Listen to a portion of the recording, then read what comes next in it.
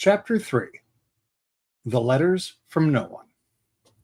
The escape of the Brazilian boa constrictor earned Harry his longest ever punishment. By the time he was allowed out of his cupboard again, the summer holidays had started, and Dudley had already broken his new video camera, crashed his remote control airplane, and first time out on his racing bike, knocked down old Mrs. Fig as she crossed Privet Drive on her crutches. Harry was glad school was over, but there was no escaping Dudley's gang, who visited the house every single day. Piers, Dennis, Malcolm, and Gordon were all big and stupid, but as Dudley was the biggest and stupidest of the lot, he was the leader. The rest of them were all quite happy to join in Dudley's favorite sport, Harry hunting. This is why Harry spent as much time as possible out of the house, wandering around and thinking about the end of the holidays, where he could see a tiny ray of hope. When September came, he would be going off to secondary school, and for the first time in his life, he wouldn't be with Dudley. Dudley had been accepted at Uncle Vernon's old private school, Smeltings. Piers Polkiss was going there too. Harry, on the other hand, was going to Stonewall High, the local public school. Dudley thought this was very funny. They stuffed people's heads down the toilet the first day at Stonewall, he told Harry. Want to come upstairs and practice? No thanks, said Harry. The poor toilets never had anything as horrible as your head down it. It might be sick. Then he ran before Dudley could work out what he'd said. That's right, Harry. You best run. One day in July, Aunt Petunia took Dudley to London to buy his Smeltings uniform, leaving Harry at Mrs. Fig's. Mrs. Fig wasn't as bad as usual. It turned out she'd broken her leg tripping over one of her cats, and she didn't seem quite as fond of them as before. She let Harry watch television and gave him a bit of chocolate cake that tasted as though she'd had it for years. That evening, Dudley paraded around the living room for the family in his brand new uniform. Smelting's boys wore maroon tailcoats, orange knickerbockers, and flat straw hats called boaters. They also carried knobbly sticks used for hitting each other while the teachers weren't looking. This was supposed to be good training for later life. Well, that doesn't sound abusive or toxic at all. As he looked at Dudley in his new knickerbockers, Uncle Vernon said gruffly that it was the proudest moment of his life. Aunt Petunia burst into tears and said she couldn't believe it was her ickle Dudleykins. He looked so handsome and grown up. Harry didn't trust himself to speak. He thought 2 of his ribs might already have cracked from trying not to laugh. Wow. What'd she? Ickle Dudleykins? I mean, there's something about the all-consuming mother in there, isn't there? There was a horrible smell in the kitchen the next morning when Harry went in for breakfast. It seemed to be coming from a large metal tub in the sink. He went to have a look. The tub was full of what looked like dirty rags swimming in gray water. What's this? He asked Aunt Petunia. Her lips tightened, as they always did if he dared to ask a question. Your new school uniform, she said. Oh, that's horrible. Harry looked in the bowl again. Oh, he said. I didn't realize it had to be so wet. That's funny. Don't be stupid, snapped Aunt Petunia. I'm dyeing some of Dudley's old things gray for you. It'll look just like everyone else's when I've finished. Harry seriously doubted this, and so do I, but thought it best not to argue, and he is correct. He sat down at the table and tried not to think about how he was going to look on his first day at Stonewall High, like he was wearing bits of old elephant's skin, probably. Or, sort of how Dobby looks when he shows up later. Dudley and Uncle Vernon came in, both with wrinkled noses because of the smell from Harry's new uniform. Uncle Vernon opened his newspaper as usual, and Dudley banged his smelting stick, which he carried everywhere, on the table. They heard the click of the mail slot and flop of letters on the doormat. Get the mail, Dudley, said Uncle Vernon from behind his paper. Make Harry get it. Get the mail, Harry. Make Dudley get it. Poke him with your smelting stick, Dudley. Harry dodged the smelting stick and went to get the mail. 3 things lay on the doormat.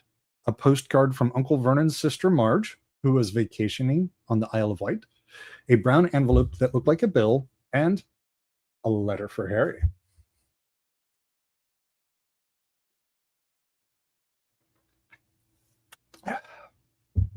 Harry picked it up and stared at it, his heart twanging like a giant elastic band. No one ever in his whole life had written to him. Who would? He had no friends, no other relatives. He didn't belong to the library, so he'd never even got rude notes asking for books back. Yet here it was, a letter addressed so plainly there could be no mistake. Mr. H. Potter, The Cupboard Under the Stairs, 4 Privet Drive, Little Whinging, Surrey. I would point out that whinging is another word for crying. So they live on 4 Secret Drive, which is not quite good enough to be 1 or 3. They live on Secret Drive in Little Crying. The envelope was thick and heavy, made of yellowish parchment, and the address was written in emerald green ink. There was no stamp. Turning the envelope over, his hand trembling, Harry saw a purple wax seal bearing a coat of arms, a lion, an eagle, a badger, and a snake surrounding a large letter H. "Hurry up, boy," shouted Uncle Vernon from the kitchen. "What are you doing? Checking for letter bombs?" He chuckled at his own joke. Harry went back to the kitchen, still staring at his letter. He handed Uncle Vernon the bill and the postcard, sat down, and slowly began to open the yellow envelope. Uncle Vernon ripped open the bill, snorted in disgust, and flipped over the postcard. "Marge is ill," he informed Aunt Petunia. "Ate a funny whelk." "Dad," said Dudley suddenly. "Dad, Harry's got something." Harry was on the point of unfolding his letter, which was written on the same heavy parchment as the envelope, when it was jerked sharply out of his hand by Uncle Vernon. "That's mine," said Harry, trying to snatch it back. "Who'd be writing you?" sneered Uncle Vernon, shaking the letter open with one hand and glancing at it. His face went from red to green faster than a set of traffic lights. And it didn't stop there. Within seconds, it was the grayish white of old porridge. "Petunia," he said. He gasped. I'm sorry. Dudley tried to grab the letter to read it, but Uncle Vernon held it high out of his reach. Aunt Petunia took it curiously and read the first line. For a moment, it looked as though she might faint. She clutched her throat and made a choking noise. "Vernon! Oh my goodness! Vernon!" They stared at each other, seeming to have forgotten that Harry and Dudley were still in the room. Dudley wasn't used to being ignored. He gave his father a sharp tap on the head with his smelting stick. "I want to read that letter," he said loudly. "I want to read it," said Harry furiously. "It's mine." "Get out, both of you," croaked Uncle Vernon, stuffing the letter back inside its envelope. Harry didn't move. "I want my letter," he shouted.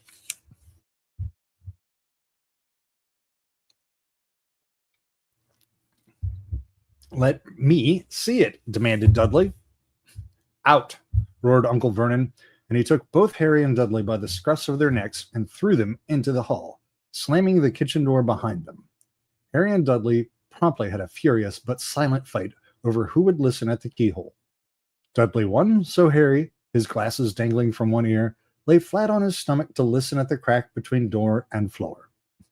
"Vernon," Aunt Petunia was saying in a quivering voice, "look at the address. How could they possibly know where he sleeps? You don't think they're watching the house?" "Watching, spying, might be following us," muttered Uncle Vernon wildly. "But what should we do, Vernon? Should we write back? Tell them we don't want?" Harry could see Uncle Vernon's shiny black shoes pacing up and down the kitchen. "No," he said finally. "No, we'll ignore it. If they don't get an answer, yes, that's best. We won't do anything." "But I'm not having one in the house, Petunia. Didn't we swear when we took him in we'd stamp out that dangerous nonsense?" That evening, when he got back from work, Uncle Vernon did something he'd never done before. He visited Harry in his cupboard. "Where's my letter?" said Harry, the moment Uncle Vernon had squeezed through the door. "Who's writing to me?" "No one. It was addressed to you by a mistake," said Uncle Vernon shortly. "I have burned it." "It was not a mistake," said Harry angrily. "It had my cupboard on it." "Silence!" yelled Uncle Vernon, and a couple of spiders fell from the ceiling. He took a few deep breaths, then forced his face into a smile which looked quite painful. Yes, Harry. About this cupboard. Your aunt and I have been thinking you're really getting a bit big for it. We think it might be nice if you moved into Dudley's second bedroom." "Why?" said Harry. "Don't ask questions," snapped his uncle. "Take this stuff upstairs now." The Dursleys' house had 4 bedrooms, one for Uncle Vernon and Aunt Petunia, one for visitors, usually Uncle Vernon's sister, Marge, one where Dudley slept, and one where Dudley kept all the toys and things that wouldn't fit into his first bedroom. It only took Harry one trip upstairs to move everything he owned from the cupboard to this room. He sat down on the bed and stared around him. Nearly everything in here was broken. The month-old video camera was laying on top of a small, working tank. Dudley had once driven over the next-door neighbor's dog. What a horrible child.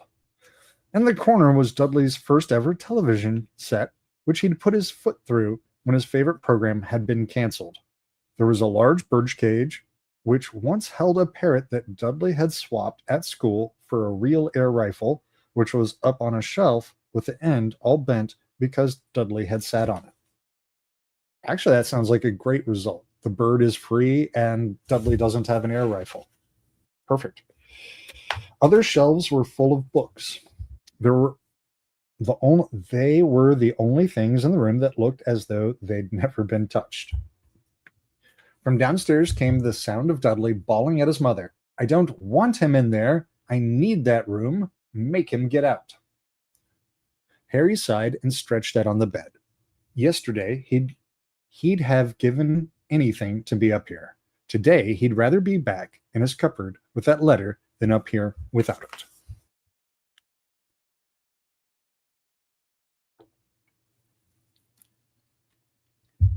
Next morning at breakfast, everyone was rather quiet. Dudley was in shock. He'd screamed, whacked his father with his smelting stick, been sick on purpose, kicked his mother, and thrown his tortoise through the greenhouse roof, and he still didn't have his room back.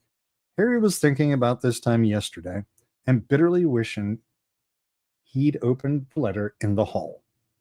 Uncle Vernon and Aunt Petunia kept looking at each other darkly.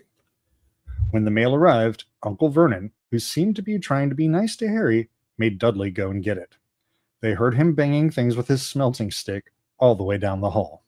Then he shouted, "There's another one! Mr. H. Potter! The smallest bedroom, 4 Privet Drive." With a strangled cry, Uncle Vernon leapt from his seat and ran down the hall, Harry right behind him. Uncle Vernon had to wrestle Dudley to the ground to get the letter from him, which was made difficult by the fact that Harry had grabbed Uncle Vernon around the neck from behind. After a minute of confused fighting, in which everyone got hit a lot by the smelting stick, Uncle Vernon straightened up, gasping for breath, with Harry's letter clutched in his hand. "Go to your cupboard. I mean your bedroom."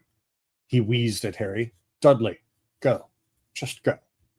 Harry walked round and round his new room. Someone knew he had moved out of his cupboard, and they seemed to know he hadn't received his first letter. Surely that meant they'd try again. And this time, he'd make sure they didn't fail. He had a plan.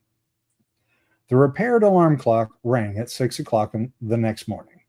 Harry turned it off quickly and dressed silently. He mustn't wake the Dursleys. He stole downstairs without turning on any of the lights. He was going to wait for the postman on the corner of Privet Drive and get the letters for number 4 first.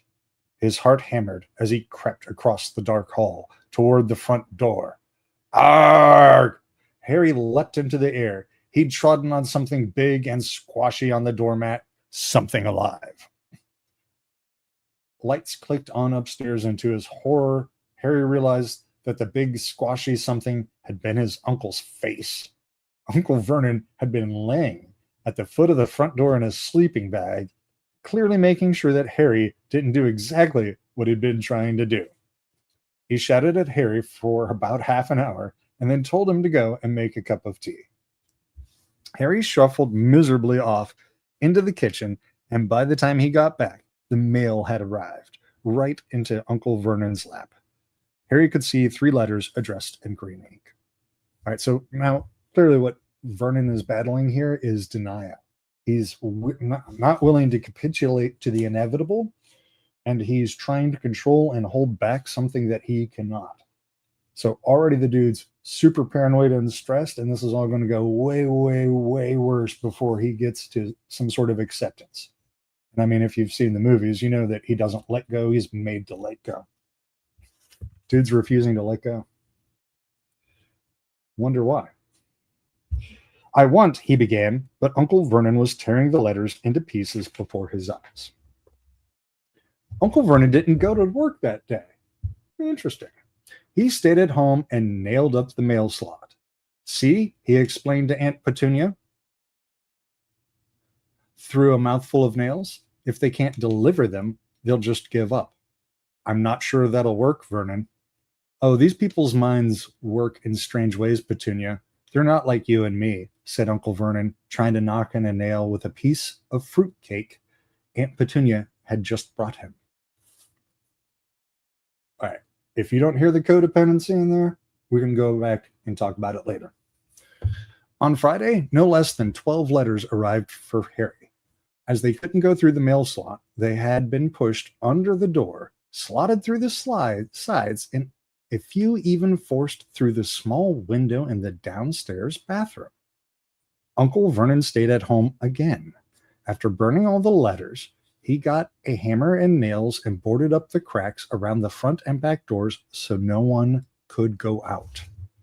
He hummed Tiptoe Through the Tulips as he worked and jumped at small noises. Okay, this is an existential threat to this guy. On Saturday, things began to get out of hand. 24 letters to Harry found their way into the house, rolled up and hidden inside each of the 24 eggs that their very confused milkman had handed Aunt Petunia through the living room window.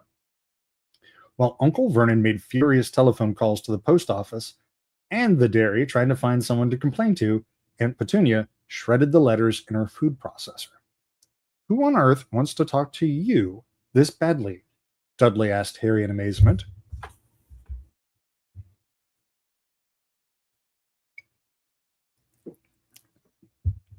And partially jealousy, I'm sure, because nobody on earth wants to talk to Dudley that badly. On Sunday morning, Uncle Vernon sat down at the breakfast table looking tired and rather ill. Well, of course. He's been working very, very hard to keep somebody else happy.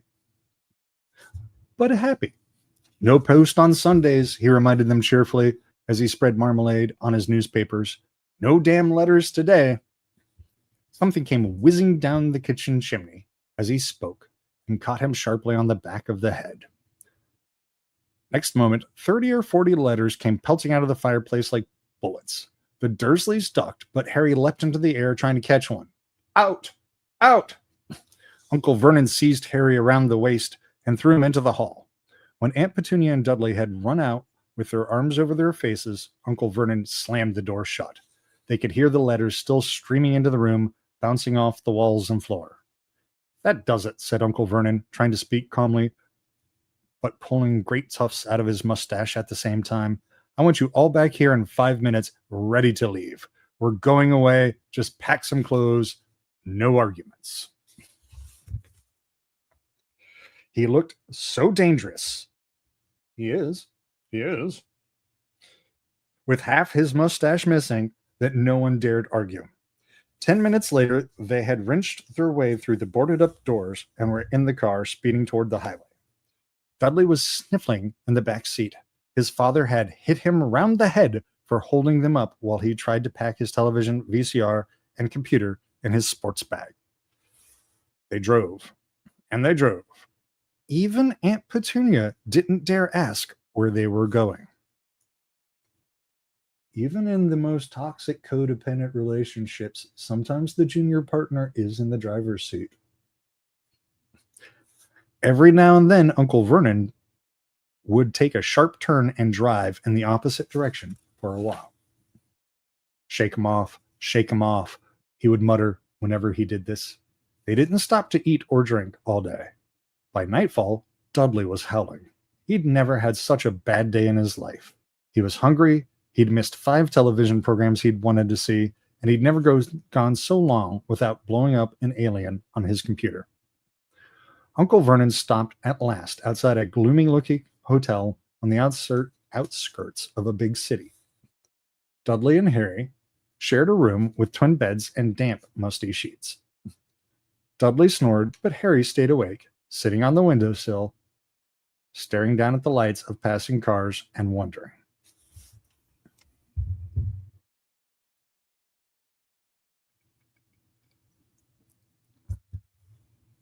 They ate stale cornflakes and cold tinned tomatoes on toast for breakfast the next day. I'd rather starve. I'm not eating any of that. They had just finished when the owner of the hotel came over to the table. Excuse me, but is one of you Mr. H. Potter? Only I got about 100 of these at the front desk. She held up a letter so they could read the green ink addressed. Mr. H. Potter, room 17, Real View Hotel, Cokeworth. Harry made a grab for the letter, but Uncle Vernon knocked his hand out of the way. The woman stared. I'll take them, said Uncle Vernon, standing up quickly and following her from the dining room. Wouldn't it be better to just go home, dear? Aunt Petunia suggested timidly, hours later.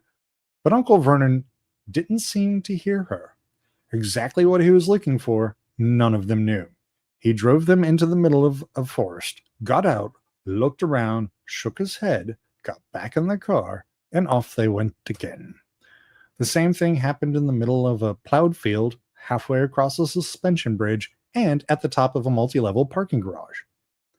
Daddy's gone mad, hasn't he? Dudley asked Aunt Petunia, dully, late that afternoon. Uncle Vernon had parked at the coast, locked them all inside the car, and disappeared. It started to rain. Great drops beat on the roof of the car. Dudley sniveled. It's Monday, he told his mother.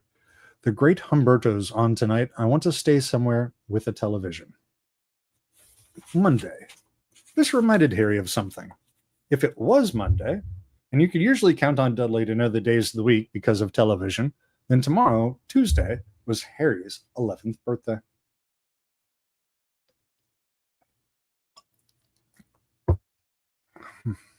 Of course, his birthdays were never exactly fun. Last year, the Dursleys had given him a coat hanger and a pair of Uncle Vernon's old socks. Still, you weren't 11 every day. Uncle Vernon was back, and he was smiling. He was also carrying a long, thin package and didn't answer Aunt Petunia when she'd asked what he'd bought. Found the perfect place, he said. Come on, everyone out. It was very cold outside the car. Uncle Vernon was pointing at what looked like a large rock way out at sea. Perched on top of the rock was the most miserable little shack you could imagine. One thing was certain, there was no television in there. Well, that's unfortunate, because if there was a TV and some Wi-Fi, doesn't sound all that bad. Storm forecast for tonight, said Uncle Vernon gleefully, clapping his hands together. And this gentleman's kindly agreed to lend us his boat. A toothless old man came ambling up to them, pointing with a rather wicked grin at an old rowboat bobbing in the iron gray water below them. I've already got us some rations, said Uncle Vernon, so all aboard. It was freezing in the boat.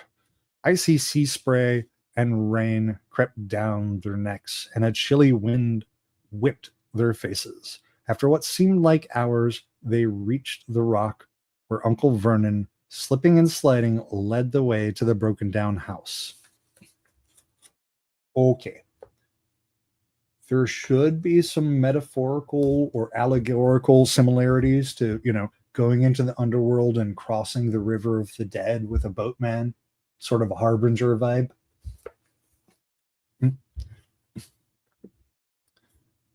It is part of the hero's journey, after all. The inside was horrible. It smelled strongly of seaweed. The wind whistled through the gaps in the wooden walls, and the fireplace was damp and empty. There were only 2 rooms. Uncle Vernon's rations turned out to be a bag of chips each and 4 bananas. He tried to start a fire, but the empty chip bags just smoked and shriveled up. "Could do with some of those letters now, eh?" he said cheerfully. He was in a very good mood. Obviously, he thought nobody stood a chance of reaching them here in a storm to deliver mail. Harry privately agreed, though the thought didn't cheer him up at all. As night fell, the promised storm blew up around them. Spray from the high waves splattered the walls of the hut, and a fierce wind rattled the filthy windows. Aunt Petunia found a few moldy blankets in the second room and made up a bed for Dudley on the moth-eaten sofa.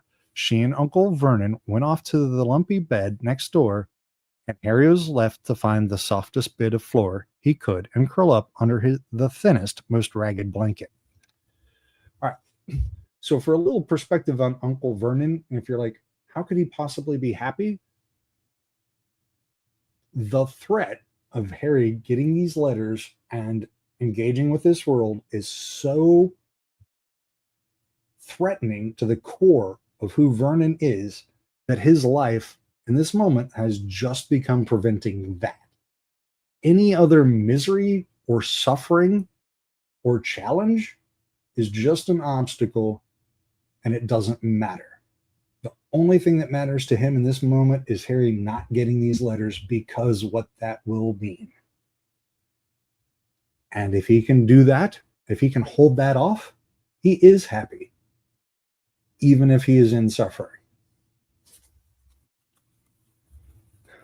The storm raged more and more ferociously as the night went on. Harry couldn't sleep. He shivered and turned over, trying to get comfortable, his stomach rumbling with hunger. Dudley's snores were drowned by the low rolls of thunder that started near midnight. The lighted dials of Dudley's watch, which was dangling over the edge of the sofa on his fat wrist, told Harry he'd be 11 in 10 minutes' time. He lay and watched his birthday tick nearer, wondering if the Dursleys would remember at all, wondering where the letter writer was now. 5 minutes to go. Harry heard something creak outside. He hoped the roof wasn't going to fall in, although he might be warmer if it did. 4 minutes to go. Maybe the house in Privet Drive would be so full of letters when they got back that he'd be able to steal one somehow. 3 minutes to go. Was that the sea slapping hard on the rock like that? And 2 minutes to go. What was that funny crunching noise? Was the rock crumbling into the sea? 1 minute to go, and he'd be 11. 30 seconds. 20. 10. 9. Maybe he'd wake Dudley up just to annoy him. 3, 2, 1. Boom! The whole shack shivered, and Harry sat bolt upright, staring at the door. Someone was outside, knocking to come in. And that ends chapter 3. Well, thanks for sharing that with me, and I'll see you all next time. Have a lovely day.